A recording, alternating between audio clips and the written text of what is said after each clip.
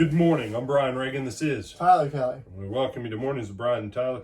Today we're in Proverbs 18, 20, and 21. Tyler? A man's stomach shall be satisfied from the fruit of his mouth, from the produce of his lips he shall be filled. Death and life are in the power of the tongue, and those who love it will eat its fruit. All right. Are you dissatisfied with what you have in your life? Change what you say. Change what you say. Do you lack peace? Then look at your words. If I focus every day on being mad at Tyler, you know what I'm going to have? Anger, agitation, anxiety, stress, all that stuff. That's what's going to stay in me. Why? Because I'm keeping it stirred up. But if I change my language and I go, well, I don't really like Tyler's choice of tennis shoes when he wears shorts. And then you say, but see, I can change my language and go, Tyler, I'm so glad you chose to wear clothes today. Good job, son. Then you say, well, that's a little ridiculous. Don't you get? That's where it starts. That's where it starts. You know, I can be mad at Grogu because he's only a cardboard cutout.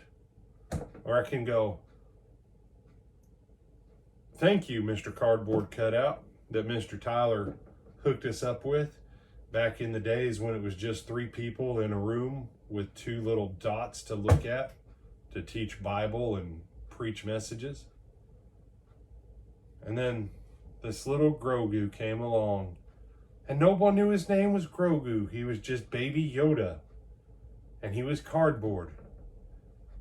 And then I can go, what? And there were 4 of them just randomly spaced out in the auditorium. And there were 4 of them randomly spaced out in the auditorium. And then one of them came in here to help us in here too. And then there were only 3 in the auditorium. And you say, are you serious? Yeah, I am. Because sometimes I get agitated at Tyler, and then I look at Grogu and I go, Tyler's learning. He's always trying to think about other people. Tyler's a pretty good guy. I'm glad he's here as my youth minister. I think about a lot of other youth ministers I could have, frankly, been stuck with. I'm glad I've got Tyler as a youth minister here. It's made a 1.5 years that's been absolute kind of hellish, less hellish. And you say, no, see, changing your wording changes everything about your emotional state.